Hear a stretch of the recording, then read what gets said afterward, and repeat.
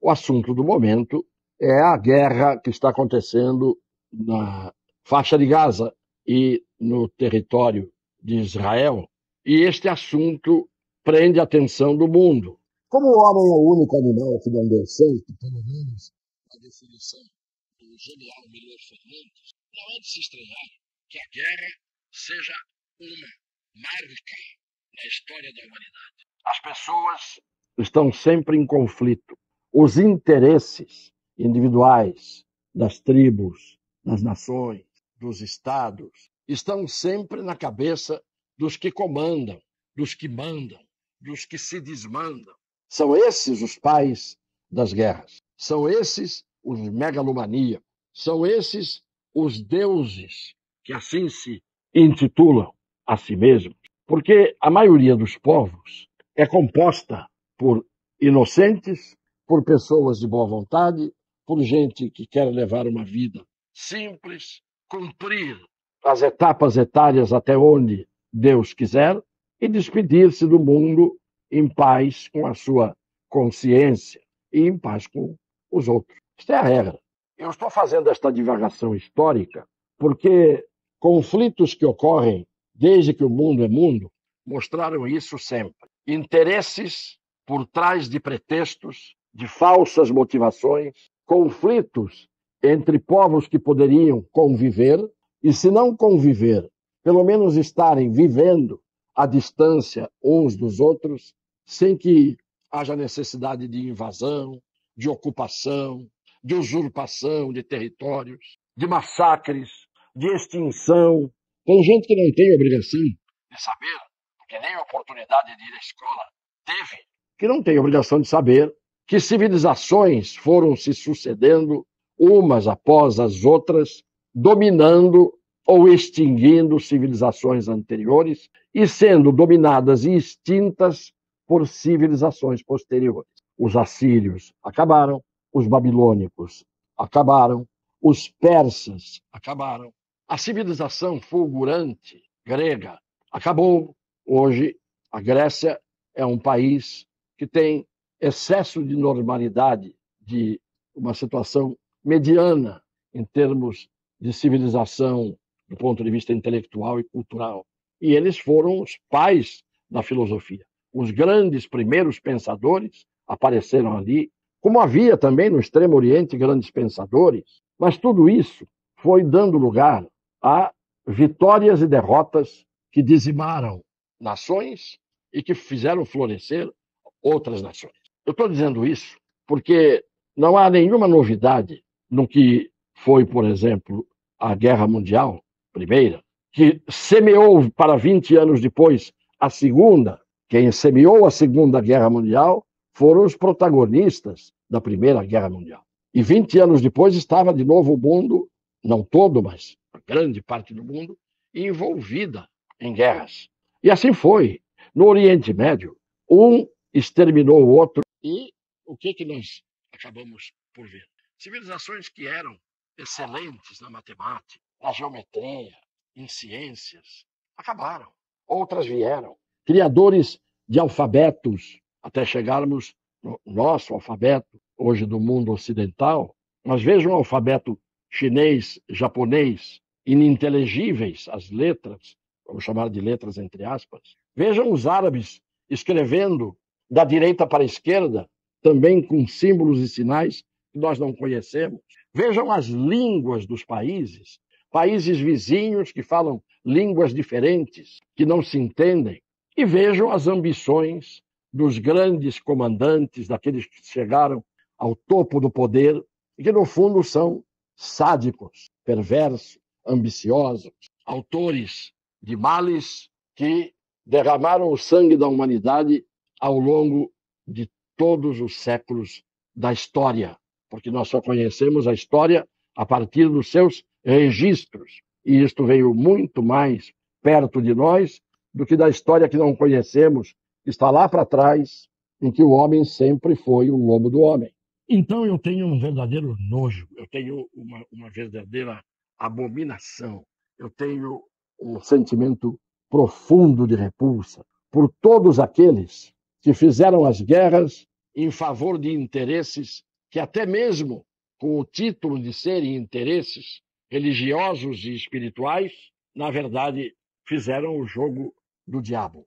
Encarnaram-se nesta figura, no mínimo simbolicamente, para quem não crê e não acredita nisso. Nós temos que admitir que os povos, na sua maioria, são mansos e querem a paz, mas não há espaço para a vontade das maiorias normais. Há espaço para os megalomaníacos, para esses doentes, para esses que se rivalizam com Deus. E olha, na história, desde que nós a conhecemos até hoje, não ficou um para contar as suas memórias.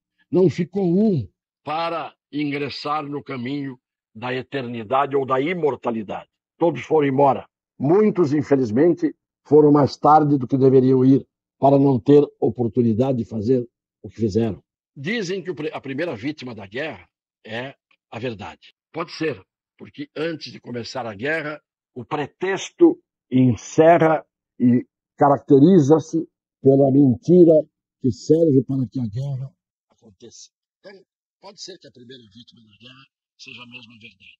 Mas as vítimas da guerra, das guerras, são os inocentes. Esses são as vítimas da guerra. Sobre esses desabavam as pedras, as lanças, mais tarde as armas de fogo de pouco alcance, até chegarmos às bombas nucleares e aos mísseis inteligentes que são capazes de cair das alturas com uma precisão absoluta na cabeça de uma pessoa que esteja no meio de uma estrada. Não há equívocos, não há erros, não há falhas de pontaria.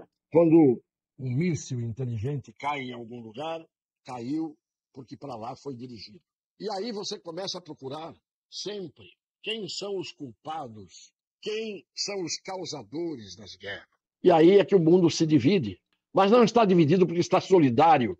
Uma parte solidária com as verdadeiras vítimas e uma parte solidária com os que também se dão como vítimas e, na verdade, são algozes. Quando não há algozes dos dois lados. O fato que há vítimas sempre inocentes dos dois lados.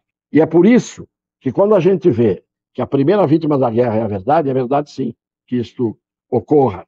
Porque não há praticamente uma guerra que seja santa. Não há uma guerra que seja legítima. As guerras são feitas por força dos interesses sórdidos que esses donos do mundo têm desde que o mundo é mundo, e as guerras matam milhões, milhões e milhões de pessoas, nem sempre pelo fogo aberto contra o inimigo, muitas vezes em outras formas de ataque que levam ao mesmo morticínio.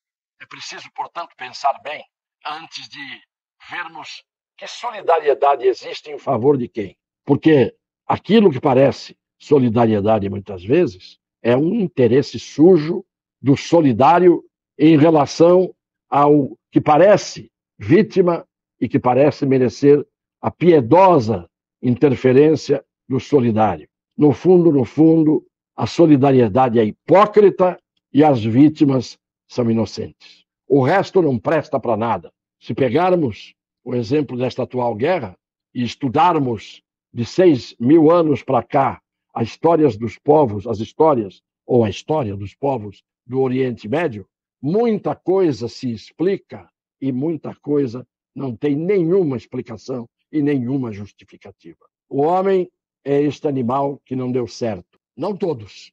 Uma minoria que manda, que se desmanda, que oprime, que extingue, que dizima.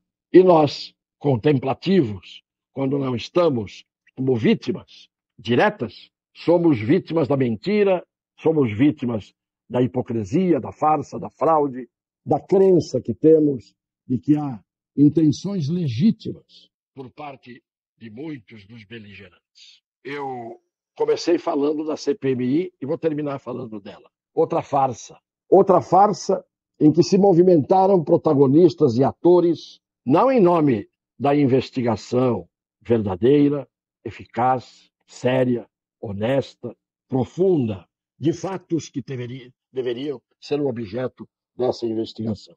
O que nós tivemos foram interesses políticos, não apenas dos políticos, mas daqueles que, exercendo o poder, fazem as suas políticas oprimirem, enganarem, criam a mistificação, a ponto de nós termos, num país como o nosso, os que queriam a CPMI serem impedidos no início por aqueles que não a queriam, para depois, os que não a queriam, tomarem de assalto a CPMI e darem à CPMI uma conclusão e um destino exatamente favorável aos seus interesses. Por medo de verem os seus interesses colocados em xeque, não queriam a CPMI. Quando viram que poderiam derrotar aqueles que queriam a CPMI, fizeram isso. E aí, no final, dona Lisiane Gama, nada mais do que a sécula do ministro da Justiça, fazer um relatório que é absolutamente oposto àquele relatório que dependesse de uma investigação séria e verdadeira. E a oposição, que queria a CPMI, no final das contas, faz um relatório paralelo diametralmente oposto no conteúdo ao relatório feito pela senadora. Vejam que não há duas verdades, nem dois lados opostos, com convicções legítimas ou fraudulentas opostas, que possam ter razão ao mesmo tempo. Então, esta CPMI foi, mais uma vez, no Congresso Nacional, que não deveria ter este nome, mas poderia ter um nome que define bem aquelas zonas territoriais onde antigamente proliferavam as casas que tinham na sua fachada uma lanterninha vermelha. Eu quero terminar dizendo apenas que este é o nosso Brasil. O nosso Brasil. Diferente do Brasil deles. O nosso Brasil é esse que está cada vez mais ficando extinto pela perda da ética, da moralidade, da legalidade, da constitucionalidade, das boas intenções, do patriotismo que as pessoas deveriam ter, da decência e assim por diante. Cada vez mais continuamos em decadência de civilização. Eu ainda tenho esperança que a nova geração descendente dos que são pessoas de bem da atual geração possam um dia mudar o rumo das coisas. Mas acho difícil, porque haverá sempre os comandantes, os mandantes, os desmandantes, que por bem ou por mal impõem a sua verdade histórica, que é contada aos idiotas que nelas creem, para depois, talvez, quando estiver a terceira geração desses idiotas lendo a história que se escreveu mais tarde, perceber que há uma contradição entre a verdade histórica de um tempo em que se vive e a verdade histórica que é contada como verdade mesmo, muito tempo depois, inutilmente. Um beijo nos corações das pessoas de boa fé.